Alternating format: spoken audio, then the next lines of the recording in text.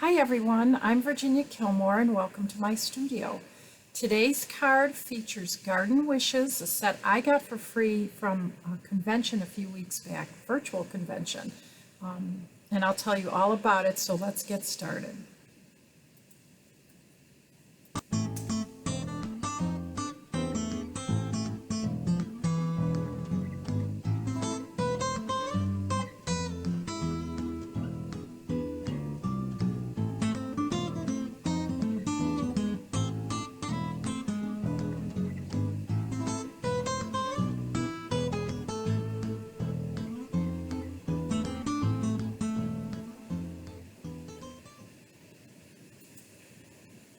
So here's the card we'll be making today, and it's an interesting little play on the dandelion greens, which to me look like trees. So I've already gone ahead and pre-cut a bunch of them. They come from this bundle. I got this stamp set for free at convention. I won it as a prize. It was really exciting. It's one of the nice features about being a demonstrator is you get free stamps all the time. I particularly love the line art of this. It's so beautifully drawn and carefully drawn, but it has a looseness and a beautiful quality to it. We're going to be using this stamp set today only, but there are wonderful little components to this set, including a bee and then a line for where the bee had been buzzing. And I love this that you can use to color in that section if you wanted, or just to create an interesting texture. So to do this, I had to use not only the stamp set, but the cutters, the dimensional cutters, and I've already pre-cut most of it. The two pieces that I have left are two more tree limbs or dandelion greens, depending on the way you see it. And I've cut a bunch of them right here. See how they're already pre-cut. But I am going to show you how I cut them, and I always use scrap paper when I do that. I'm using my new little Stampin' cut machine. I love the fact that it's so tiny. And I'm going to put a scrap piece of paper. I will cut both of these at the same time. These are the last two that I need for my design. And I may not use all of the ones I've cut, but I've cut plenty so that I have extra if I need it. And it's that simple. I love the fact that this is so tiny. It leaves a small footprint on my desktop. So I always have it right here. And especially if you're using lots of small pieces, it's really easy to cut. And I always like to store my cutters right back in the same box from where I got them. I just find it easier to do that than to try to go find the cutters and the stamp set. So that's how I store my stuff. So now I have a nice array of cutters, cut limbs, and one little starburst, which is also a way you can build the flower, because if you notice, this is smaller than this one. And you could layer them to create a beautiful little dandelion green or yellow in this case. So there's two parts to this. I first of all created this background on a piece of scrap paper that is, I think it's it's 3 3/4 by 3 7/8 by 5 1/8. Oh my goodness, I have such a hard time remembering stuff. And what I'm going to do is do my stamping and my blending first. I'm going to bring in a scrap piece of paper so I don't make a mess of my surface. And I'm going to stamp first my dandelion 3 times. Now, the first one will be the tallest. I probably should make sure.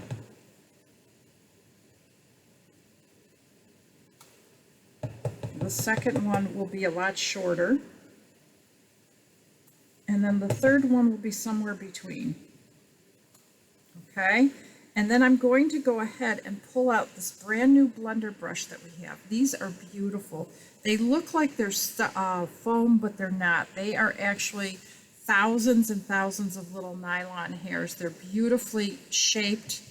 And I do something where I take all my brushes and I just put washi tape on them so that I'll know what color is what, you know, when I'm using it. That way I don't get them all dirty. Though I have 6 of them, but I think you could get away with just 3 or 4 as long as you clean them when you're done. And what I love about them is how soft they are. I am not pressing very hard and I'm getting color, but I'm not getting that blotchy color that you can get from a dauber. It is much softer and easier to use than a dauber. I'm just going direct to the paper with it and filling in. My pad is not super saturated with color, so it makes it a little easier. I can just sort of pat it and get the color on there. I don't know if you can see that real well, so I'm going to just bring that up just so you can see how I'm going about it. It's very light. This Bumblebee is not a super dark color, but it's such a pretty color with a shaded spruce. So I'm hoping you're enjoying the new catalog and finding things that you need. I have spent way too much, but luckily I was gifted quite a lot of it at Christmas from my family. So now the one thing I didn't cut was an extra piece of Whisper White cardstock, and I think I'll do that now so I can sort of have an idea.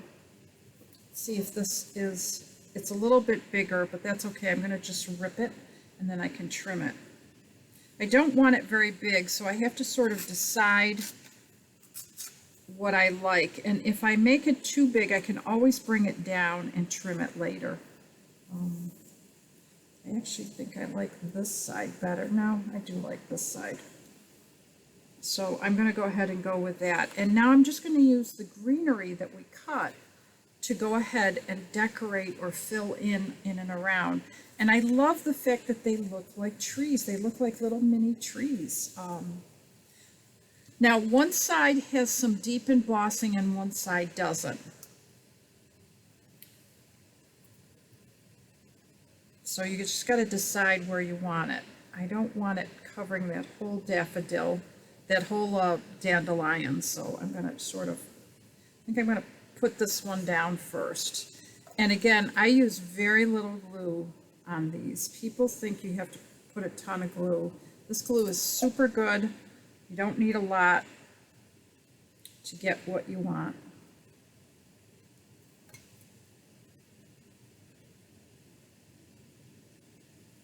What I'm trying to do is sort of fill in spaces, but leave my dandelion peeking out. I'm going to put some greenery. I'm going to put one more piece of this in here. Okay, that looks good. Now, I'm following my design, but you know me, I change things as I go. So I may decide I don't like something as much, and I can change it up at any point. And just remember that this is going to cut off, and I can bring it down anywhere I want on there. So if for some reason I'm not liking the ends, I can cut some of them off. Okay, I like that. Now I want to have one coming in over here, but I don't want it covering up that dandelion. So I'm going to sort of lean him a little bit and leave a little space.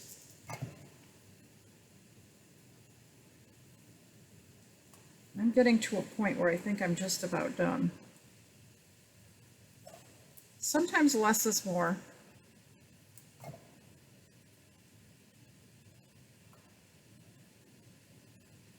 think I need a little one right in here. I'm also trying to break up my colors, you know, give depth and some interest to my artwork by using different colors. And every once in a while I just check to see how it looks to me, and I think that's working pretty good. I don't know if I'm going to add another one there, but I am going to put one right here. Just going to bring it way down. It's going to be a short tree.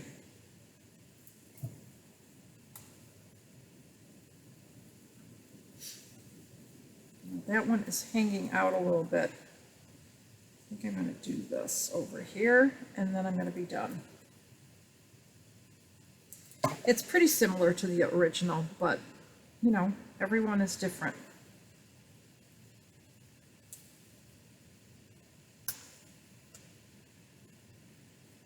Okay, so I'm pretty happy with that. And so now I need to glue this in place. And I can play around with where I want it. I think I'm going to rip a little bit off of here. I'm liking it right about there. So I'm going to go ahead and glue that in. And then I'm going to have to trim some off. A lot of glue, way too much glue. But that's okay. I'm going to have to trim around the back side of the card. And I probably should have stamped the sentiment first. That wasn't too smart. And I think that was the problem with when I stamped it before, because I did the same thing. And then I was afraid to press too hard and get raspberries. I guess I could always rip it off and use the other piece. I'm really pushing the limit here.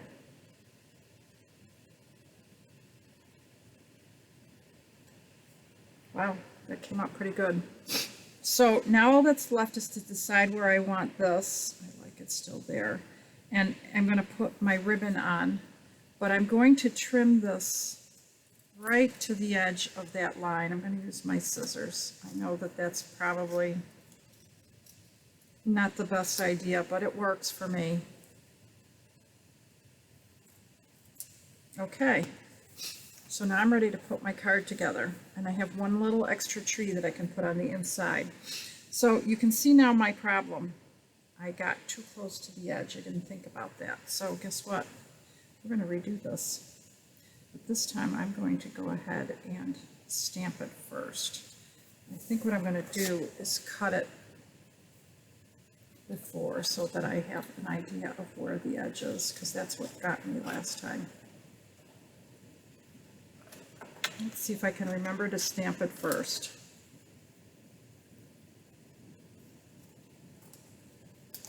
Okay, so I need to leave a little room for that ribbon, but now at least I can bring it up a little bit. You can see that this is a little crooked. Straighten that out. Okay, let's go ahead and glue that on. So this is going to be an extra thick card.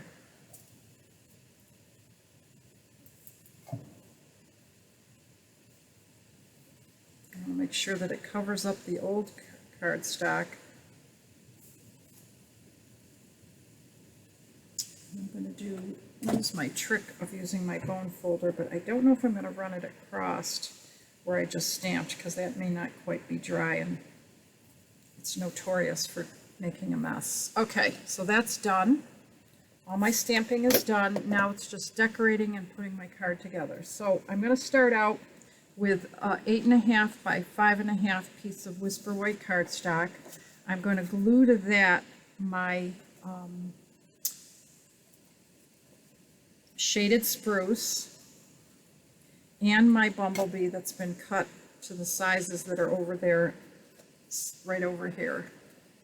I have no memory, so I can't remember to tell you what the sizes were, but I do spend some time making sure that those sizes work, so I wanted to make sure that you got them. I'm going to glue this first. Now I think I'm going to glue this first. Glue it on here because I can see that it's underneath. I'm going to take the time to glue that extra little tree to the inside of my card, because I got it, why not use it? I'm going to glue it right here like this so that it looks like a tree, and trim it right off. There. See how cute that is? There, I like that. So I am going to put ribbon. Now I'm going to change up the ribbon, because you know me, God forbid I should follow the same thing twice. But this one I am going to tie a knot. I want to see if I like that as much. And the only way to do that is to actually do it. tie it, and then see if I like it. Most people won't notice these small little details that drive me crazy, but I like to try things. Okay, I'm going to go ahead and cut that.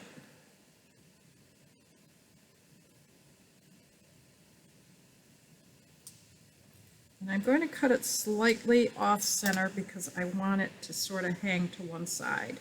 Now I'm putting this here, so I have to decide whether that should go under, and I kind of like it under, or should it go there? I think that with the bow it should be close to the bow because that's sort of the center of attention.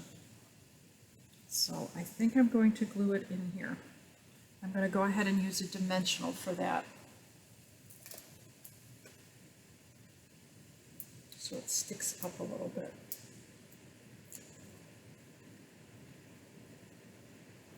But I am going to go ahead and attach it, the bow, so that it covers part of it. Okay, let's see how that looks. Do we like it under or over? Kind of liking it under. Okay. This is the fun part about designing a card.